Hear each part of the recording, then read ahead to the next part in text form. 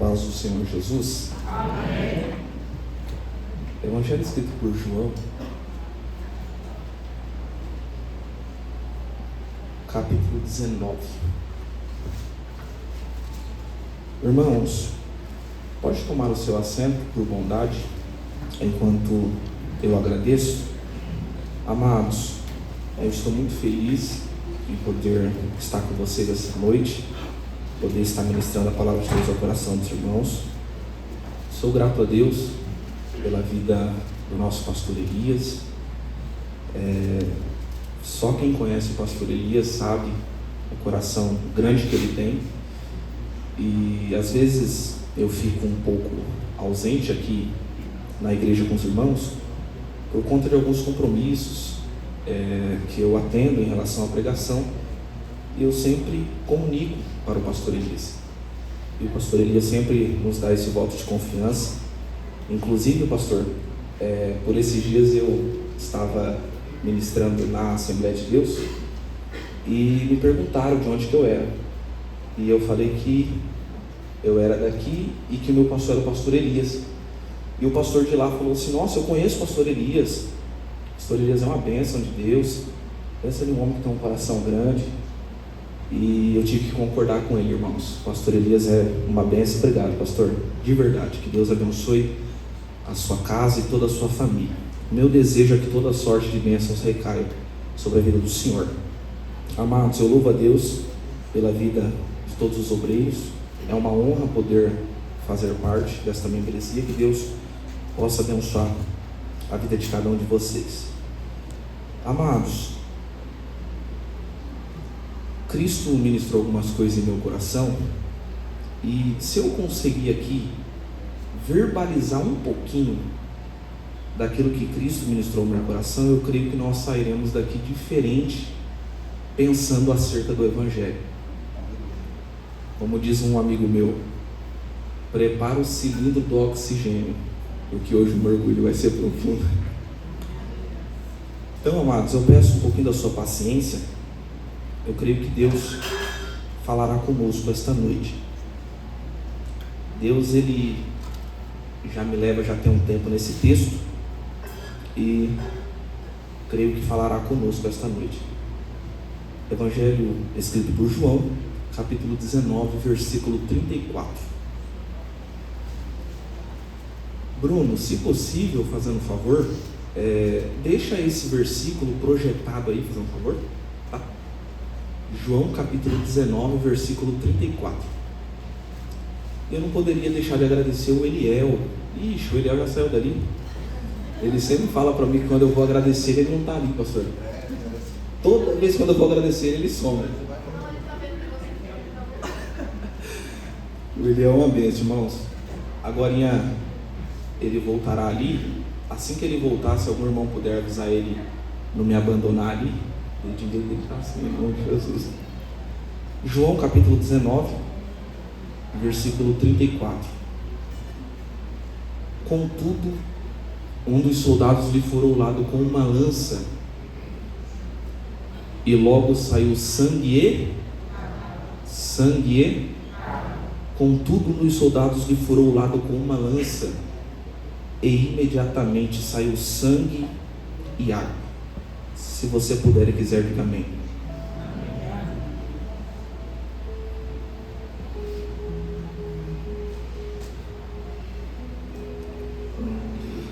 Amados, o nascimento de Jesus foi em uma cidade chamada Belém da Judeia.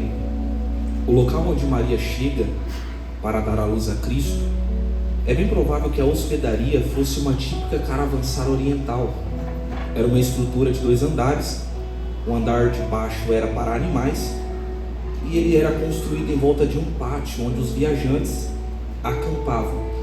Provavelmente, amados, Jesus ele deve ter nascido em uma das baias para gado, e a manjedoura foi a sua cama. Segundo alguns historiadores afirmam, inclusive alguns psicólogos contestam, dizem que se fôssemos fazer uma análise clínica de tudo aquilo que Jesus passou, desde o percurso da sua vida ministerial Cristo tinha tudo para ser uma pessoa totalmente traumatizada. Os traumas e das angústias que Cristo passou, desde a infância até o percurso da sua vida ministerial, nenhuma pessoa nos dias de hoje suportaria passar aquilo que Cristo passou mediante a sua vida. Então, mediante a essa caminhada chamada ministério, Cristo ele vinha implantando o seu propósito na vida das pessoas e passando por angústias, passando por traumas. Quando Cristo ele nasce, alguns psicólogos, fazendo uma análise clínica, eles relatam que Cristo tinha tudo para crescer uma pessoa totalmente traumatizada, e que se fôssemos fazer uma estatística mediante a população, nenhuma pessoa suportaria passar aquilo que Cristo passou mediante o seu ministério. No capítulo 5 do Evangelho escrito por Mateus, Cristo ele sobe no monte, e tendo subido ao monte, assentando com os seus discípulos, ele começa a instruí-los mediante o sermão da montanha, as suas beatitudes, com as suas palavras totalmente simples, mas porém muito objetivo naquilo que dizia. Cristo ele vinha ganhando o coração de muita gente, e ele começava a instruí-los dizendo: bem-aventurados que choram, porque eles serão consolados. Bem-aventurados que sentem fome, porque eles serão fartos. Bem-aventurados os últimos, porque eles serão os primeiros. Com as suas palavras totalmente simples, mas porém muito objetivo naquilo que dizia, no capítulo 7 e no versículo de número 28 do Evangelho de Mateus, quando Cristo ele desce do monte, a multidão se admira de Jesus, porquanto os ensinava como tendo autoridade, e não como os escribas. Para quem não sabe, amados, os escribas eram um grupo de pessoas que eles eram especialistas na área da escrita. Eles escreviam a lei de sua região e a lei de sua religião. Por manter esse exercício da escrita, existe uma parte do nosso cérebro que se chama engrama. Todas as vezes que nós usufruímos do conhecimento ou aprendemos algo novo, é como se um caminho ele fosse aberto na nossa mente. Então, pelo fato dos escribas manterem esse exercício da escrita, provavelmente, não é uma certeza, provavelmente, grande parte das suas falas era voltado a memorável. Só que a multidão se admira de Jesus porquanto ele ensinava como tendo autoridade, ainda que a mensagem de Cristo pregada amanhã fosse a mesma mensagem de hoje, sempre via com uma profundidade diferente, sempre via com algo novo. Ainda que Cristo tivesse o mesmo sermão por cerca de 3 anos, sempre vinha algo novo no meio do seu sermão, sempre tinha uma profundidade diferente. Segundo um advogado indiano, Mahatma Gandhi, ele diz que se perdesse todos os livros sacros da humanidade e restasse só o sermão da montanha, nada, absolutamente nada estaria perdido. Então Cristo ele vem percorrendo o seu ministério, implantando o seu propósito na vida das pessoas e dizendo: bem-aventurados os últimos, porque eles serão os primeiros. É com 12 anos de idade que Cristo ele é encontrado pelos seus pais dentro de um templo, juntamente com os doutores. As respostas e as perguntas que Cristo fazia, os doutores ficavam admirados pela sua sabedoria. Max Lucado, ele disse que o amor ele caminhou entre nós, caminhou, mas poucos de nós ouvimos. É com 30 anos de idade, amados, que eu costumo dizer que Cristo vira um dos maiores psicólogos que o universo já conheceu. Segundo o escritor Augusto Cury, ele diz que quando ele foi fazer uma análise clínica de tudo aquilo que Jesus passou, mediante o seu ministério, Cristo foi o maior psicólogo que o universo já conheceu. Porque toda vez que chegava alguém querendo um milagre, querendo alguma coisa, ele olhava e dizia: perdoados estão os seus pecados, agora vai e não peques mais. Perdoados estão os seus pecados, agora vai e não peques mais. Perdoados estão os seus pecados, agora vai e não peques mais. Perdoados estão os seus pecados, agora vai e não peques mais. Cristo ele vinha restaurando o templo e implantando o seu propósito, dizendo: perdoados são os seus pecados, agora vai, não peques mais. Perdoados estão os seus pecados, agora vai, não peques mais. Mas Jesus, tem alguém ali, tem uma moça ali que foi pega em adultério. Segundo a lei de Moisés, devemos apedrejá-la. E agora, o que a gente vai fazer? Aquele que não tem pecado. Cristo ele olhava, pastores, com o seu olhar totalmente gracioso e dizia: aquele que não tem pecado, atire a primeira pedra. Perdoados são os seus pecados, agora vai, não peques mais. Perdoados estão os seus pecados, agora vai, não peques mais. Perdoados estão os seus pecados, agora vai, não peques mais. Perdoados são os seus pecados, agora vai, não peques mais.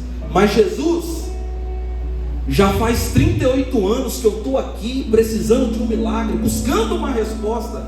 Cristo olhava com seu olhar totalmente gracioso e dizia: levanta, anda, vai embora, porque perdoados são os seus pecados, agora vai, não peques mais.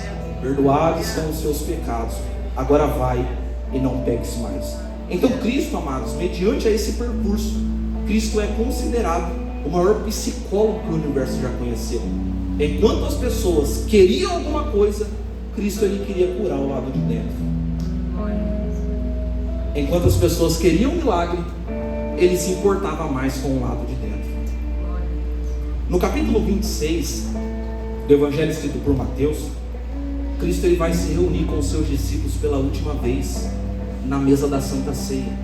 Ele vai pegar o pão, ele parte o pão e diz: este é meu corpo partido entre vós. Ele vai pegar o cálice, vai apresentar aos seus discípulos e diz: este é meu sangue, o sangue do Novo Testamento, que é derramado por muitos. Enquanto eles comiam, Cristo olha para eles e diz: ainda hoje, um de vocês há de me trair. Os discípulos vão ficar perplexos, entristecendo-se muito, diz o texto, que eles olham para o mestre e dizem: mas Jesus, quem há de te trair? Aí Cristo responde: aquele que mete a mão no prato junto comigo, esse há de me trair. Judas, o texto diz, o que traía, ele responde: porventura sou eu, Rabi? Será que é eu?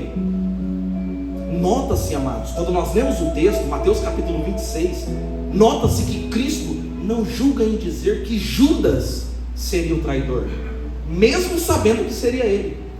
Mas Jesus diz: tu o disseste. Tu o disseste.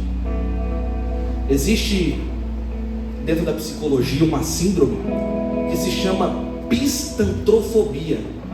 É uma pessoa que passa por um momento de traição ou de rejeição e com isso não consegue mais confiar nas pessoas. Cientificamente falando, quando nós lemos sobre a história de Jesus, Cristo tinha tudo para ser uma pessoa totalmente traumatizada, porque ele foi traído. Mas ele olha para os seus discípulos e diz: celebraremos a Páscoa juntos. Cientificamente falando, Cristo tinha tudo para ser uma pessoa totalmente traumatizada, porque ele foi rejeitado. Mas ele olha para o Pai e diz: Pai, perdoe eles não sabem o que fazem. Cientificamente falando, Cristo tinha tudo para ser uma pessoa totalmente traumatizada, porque ele foi traído, ele foi negado. Mas ele olha para o próprio traidor e diz: amigo. Opa, alguém glorificou a Deus ali atrás. Cientificamente falando, Cristo tinha tudo para ser uma pessoa totalmente traumatizada, porque ele foi rejeitado, ele foi negado. Mas ele olha para os seus discípulos e diz: cantaremos um hino juntos. Eu estou sentindo a graça de Deus essa noite. Cantaremos um hino juntos. Cientificamente falando, Cristo tinha tudo para ser uma pessoa totalmente traumatizada. Ele foi cuspido, uma coroa transpassou a sua cabeça. Mas ele olha para os seus discípulos e diz: eu ficarei junto com vocês.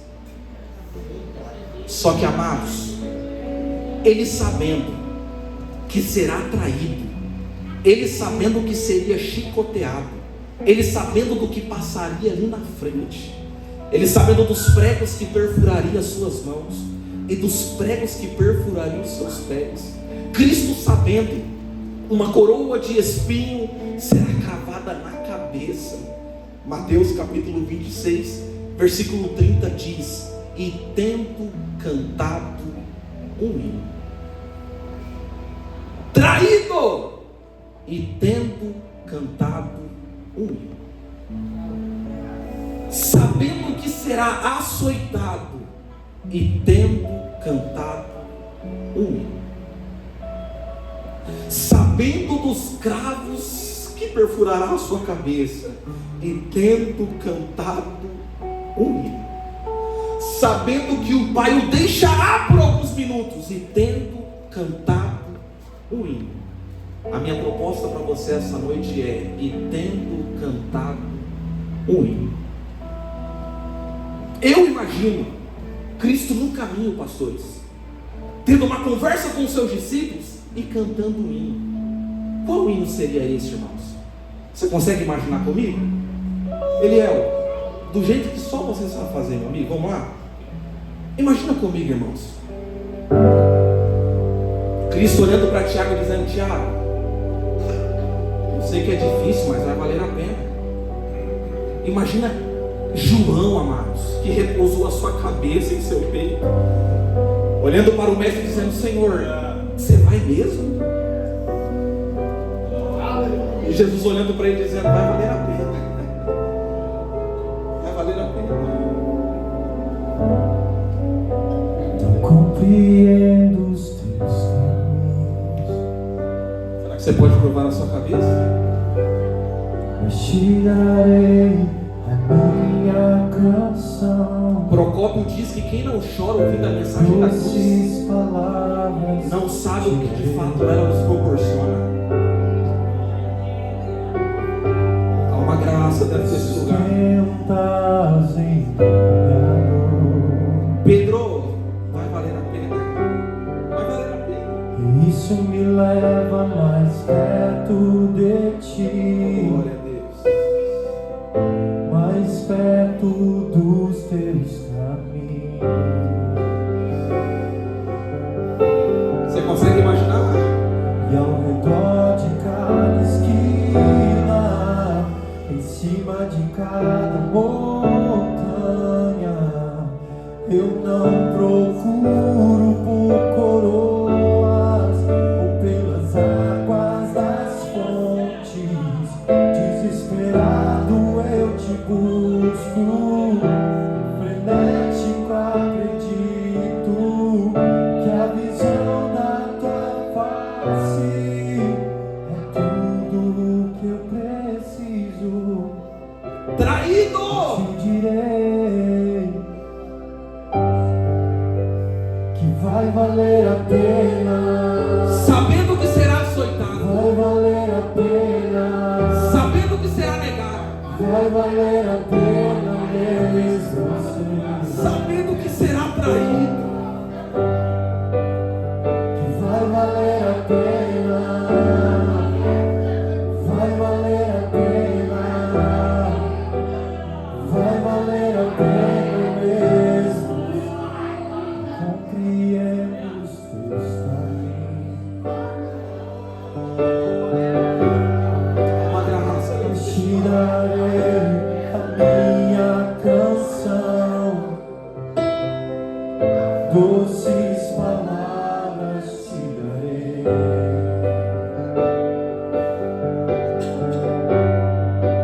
Me sustentas em minha dor, e isso me leva mais perto de ti, mais perto dos teus caminhos.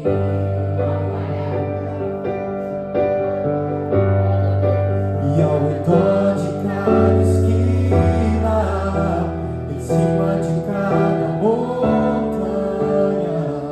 eu não procuro por coroas ou pelas águas das fontes. Desesperado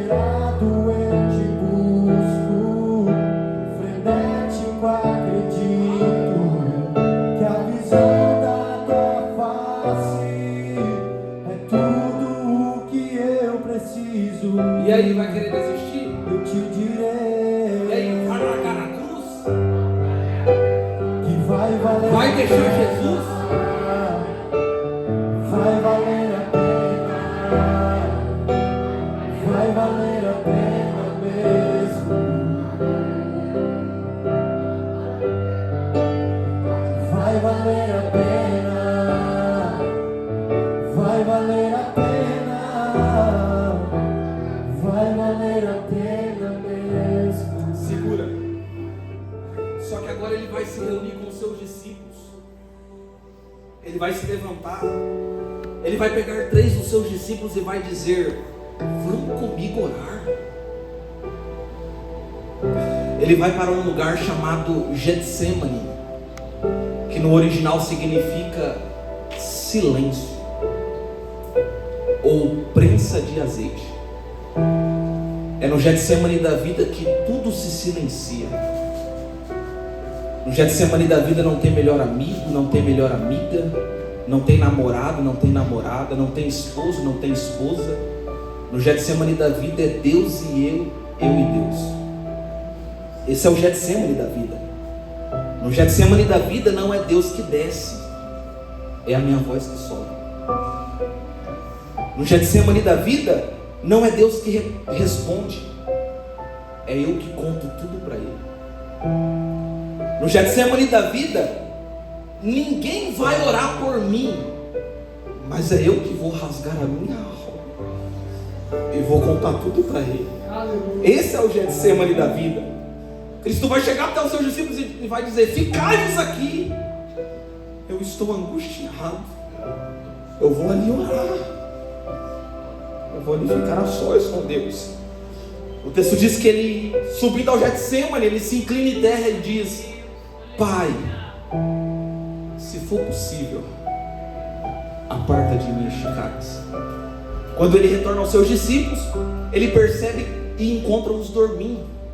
Ele vai chegar até Pedro e vai dizer: Pedro, será que nem por uma hora, nem por uma hora, podeis vigiar comigo?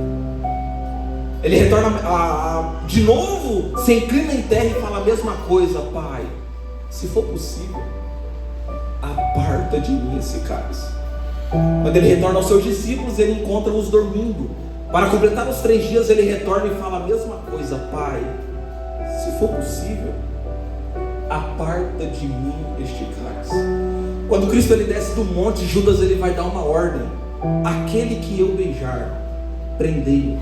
Quando Judas vai ao encontro de Cristo, Judas ele começa a dizer Rabi, que no grego ou hebraico significa mestre. E Judas lhe dá um beijo. Quando Judas dá um beijo no rosto de Jesus, automaticamente os soldados colocam a mão sobre Jesus. Quando os soldados colocaram a mão sobre Cristo, Pedro lhe mete a mão na espada e corta a orelha do soldado. Eu imagino Jesus olhando para Pedro dizendo: Pedro, não foi assim que eu te ensinei. Aí eu imagino Pedro olhando para Jesus: mas você acha que eu sou maluco, mestre, de deixar eles te prenderem?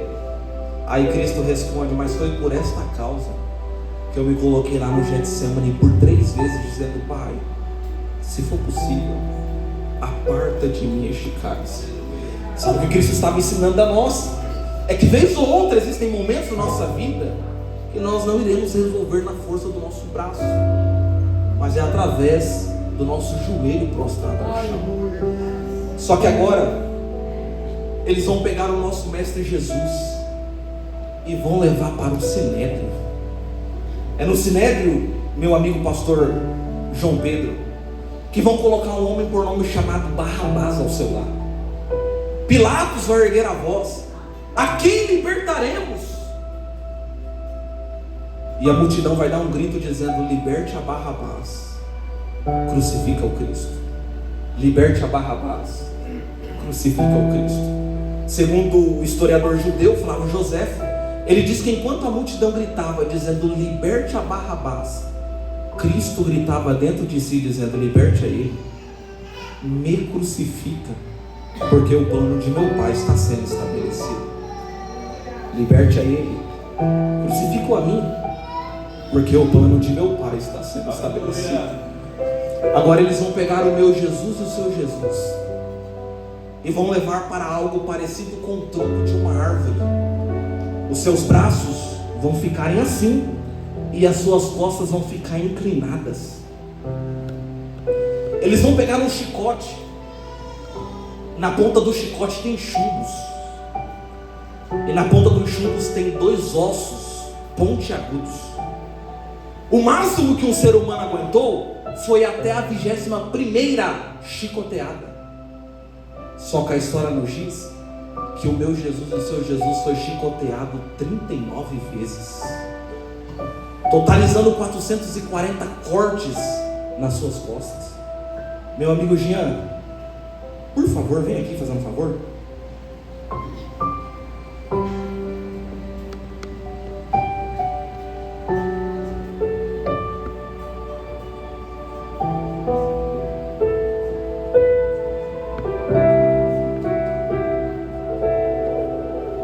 Na minha cabeça eu penso que até a 21ª, Cristo não abriu a boca para falar nada, porque já tinha alguém que havia aguentado até ali. Mas a partir dali, Cristo começou a abrir. A cada vez que os pregos e os chumbos entravam nas suas costas, ele dava um grito dizendo: é pela igreja. Na 22ª, vai lá, Jean, é pelo plano. Na 23ª, o templo está sendo restaurado. Na 24ª, é pela de família. Na 25ª, o plano de meu pai está sendo estabelecido. Na 26ª, o templo está sendo restaurado. Na 27ª, tudo isso vai valer a pena. Na 28ª, é pelas famílias brasileiras. Na 29ª, tudo isso vai valer a pena. Enquanto mais eles batiam e pensavam que matava, mais Deus do céu dava um grito dizendo: está nascendo, está nascendo, está nascendo, está nascendo, está nascendo, está nascendo, está nascendo, está nascendo. Levante as suas mãos o mais alto que você puder. Obrigado. Só que não abaixe as suas mãos, sustente as suas mãos. Sustente as suas mãos. Abaixa só um pouquinho o fundo musical. Sustente as suas mãos. Sustente as suas mãos. Não abaixe as suas mãos, sustente elas. Eu sei que está doendo. Eu sei que está machucando. Eu sei que parece que as coisas saíram do lugar. Eu sei que quando você dobra o joelho, o que resta só é chorar. Mas é debaixo de dor, é debaixo de sofrimento, é debaixo de angústia, é debaixo de tanta coisa dando errado. O plano de Deus está sendo estabelecido sobre a sua vida. Quem recebe essa palavra? Pedro, sobre esta pedra eu edifico a minha igreja, e as portas do inferno não prevalecerão. Aleluia! Glória! E aí, vai largar a cruz? Vai querer desistir porque alguém falou mal de você? Vai querer voltar para trás porque alguém não gosta de você? Vai querer entrar dentro de um quarto, querer tirar a própria vida porque alguém não gosta de você? Deus está dizendo: eu estou colocando uma chama sobre o seu coração. Uma chama sobre o seu coração. Todas as vezes que você pensar em desistir, todas as vezes que você pensar em voltar para trás, colocarei eu do seu lado alguém que vai ir com você e vai apoiar você.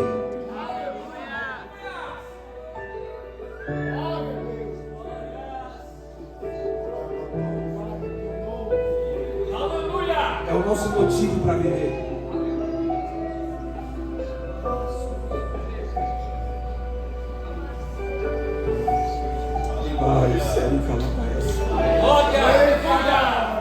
Eu sinto a graça de Deus essa noite. Não fica com medo de borrar a maquiagem. Não fica com medo se alguém está olhando para você. Se eu fosse você, eu já gritava o nome do seu pai. Se eu fosse você, eu já gritava o nome da sua mãe. Se eu fosse você, eu já gritava o nome do seu esposo. Se eu fosse você, eu já gritava o nome da sua esposa. A salvação chega hoje na tua casa, porque o plano de Deus está sendo estabelecido.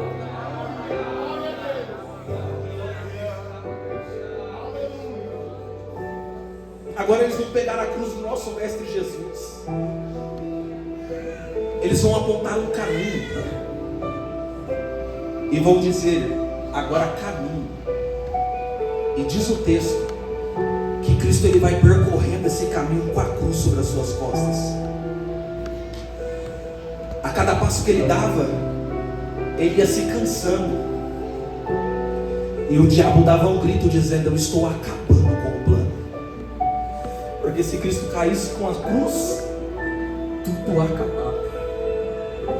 É justamente, pastor Elias, quando a cruz ela pesa, que nós abraçamos todo mundo e não tem ninguém para nos abraçar. É justamente quando a cruz ela pesa, meu amigo Rodrigo, e nós liberamos palavra de bênção para todo mundo, mas não tem ninguém para liberar uma palavra de bênção para a gente. Mas é justamente quando a cruz ela pesa que aparece um Simão Cirineu. E ele diz: eu te ajudo a caminhar com a cruz. O meu amigo João está indo para a festa de purificação. Chegando lá, ele vai vestir um jaleco todo branco, e com o sangue do cordeiro ele vai ser manchado, e por um ano ele ficará purificado. Mas mal sabia o Simão Cirineu que no caminho encontrava o próprio purificador, e poderia se manchar de todo o sangue do cordeiro. A Bíblia diz que o Simão Cirineu chega até ele, e a cada passo que ele dava, ele ia se cansando. É por isso que o profeta Isaías, no seu livro, em um estado melancólico, ele diz: por suas pisaduras fomos,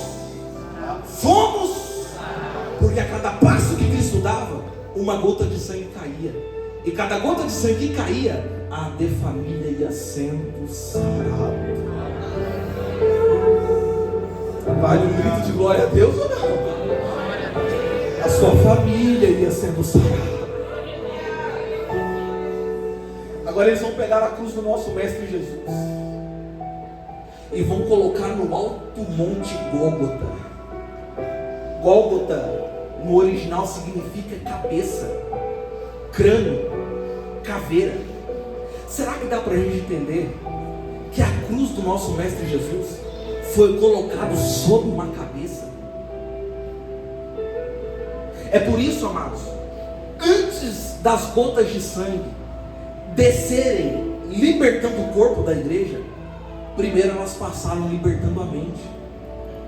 É por isso que o apóstolo Paulo ele diz: nenhuma condenação há para aqueles que estão em Cristo Jesus. Para toda vez que o diabo pensar em chegar no teu ouvido e dizer fica quieto e não adore, ele precisa saber que a tua mente já foi liberta e você tem toda a liberdade para adorar a Deus.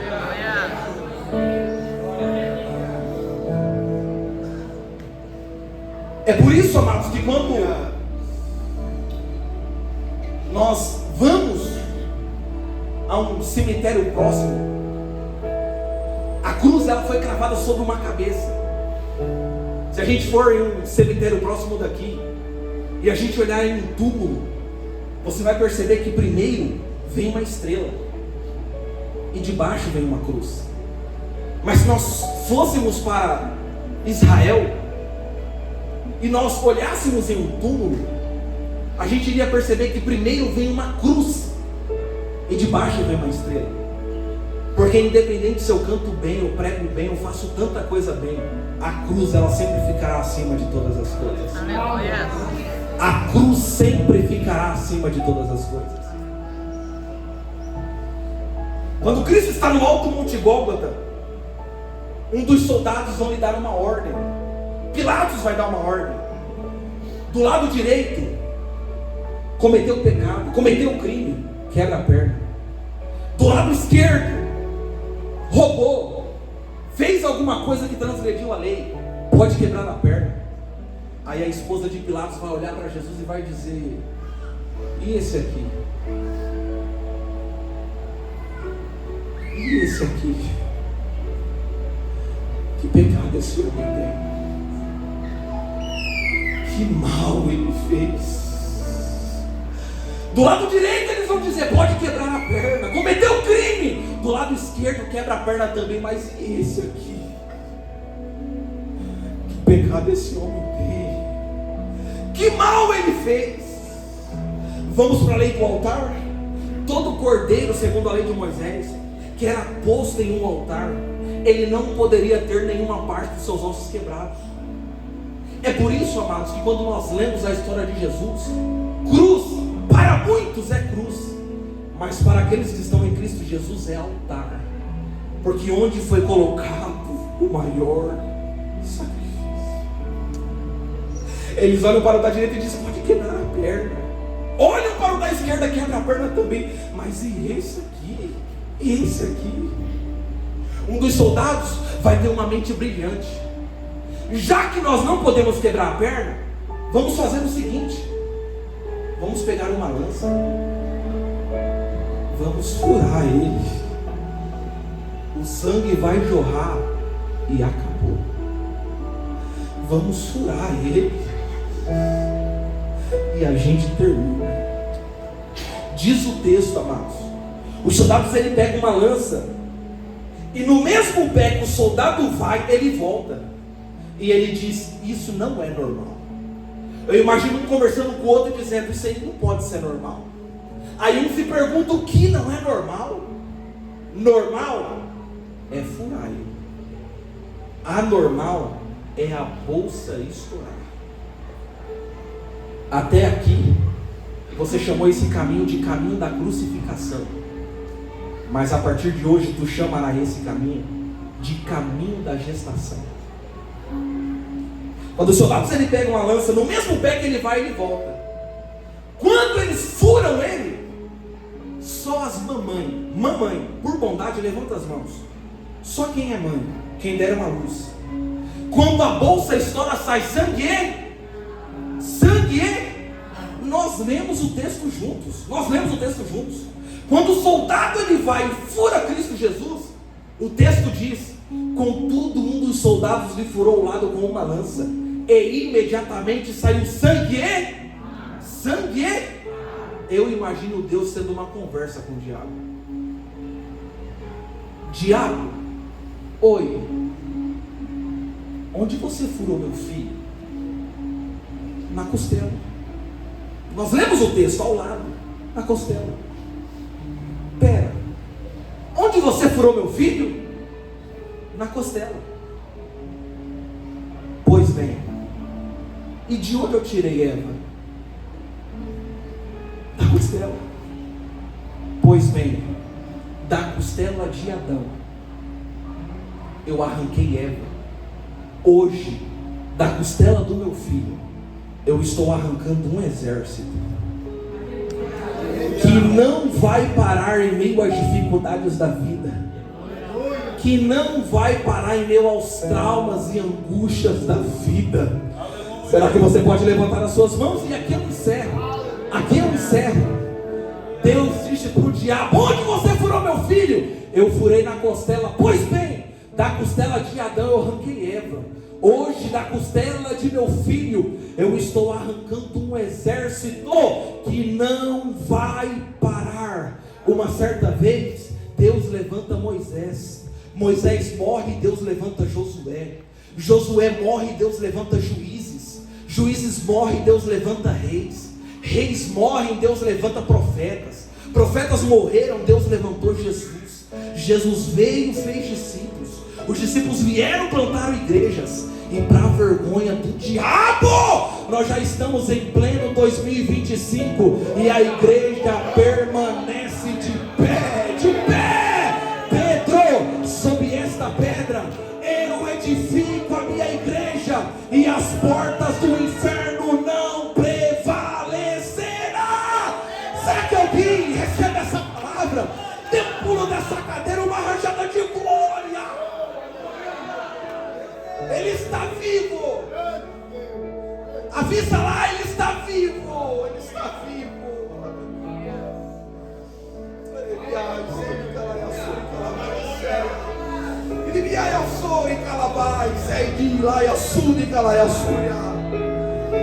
Ele está vivo. Ele ressuscitou. Ele está vivo. Ele ressuscitou.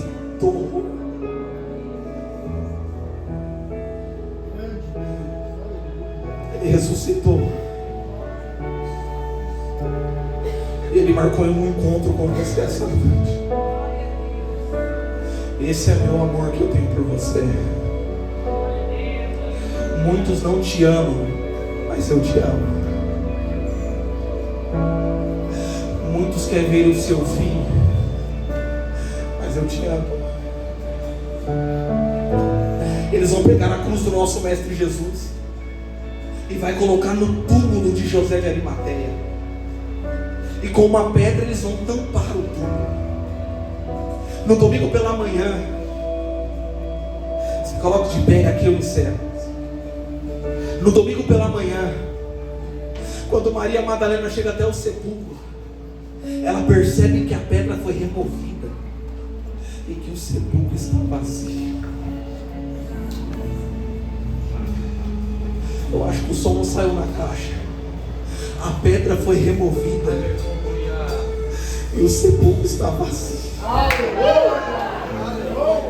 A pedra foi removida, Eliel. O sepulcro está vazio.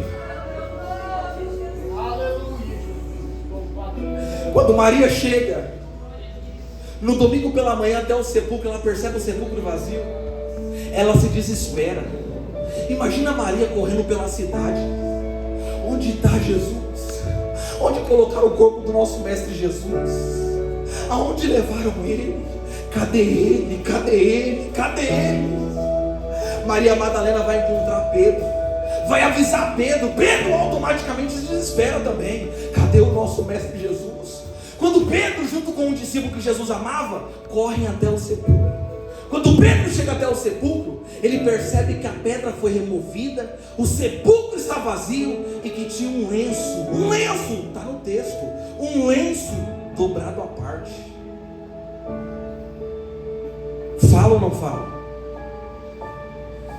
Amém ou não amém? Oh, glória a Deus. Eu não sou de fazer isso, Eliel, mas meu corpo está arrepiado. Aleluia. Vou sentir a graça de Deus. A equipe de louvor já vai entrar com tudo agora. Quando Pedro ele vê o lenço dobrado à parte e percebe que o sepulcro está vazio, segundo a cultura judaica da época, um servo que arrumava a mesa do seu senhor, o senhor que após as suas refeições limpava o seu rosto e jogava o lenço de qualquer jeito e saía, o servo dizia: vou retirar a mesa, tenho certeza, ele não vai voltar mais não, vou recolher a mesa. Só que o senhor que tivesse, após as suas refeições, limpava o seu rosto e dobrava e colocava sobre a mesa e ia embora, o servo dizia: não tira a mesa não, nem coloque a mão, já já ele volta. Daqui a pouco ele está voltando aí. Daqui a pouco ele voltará.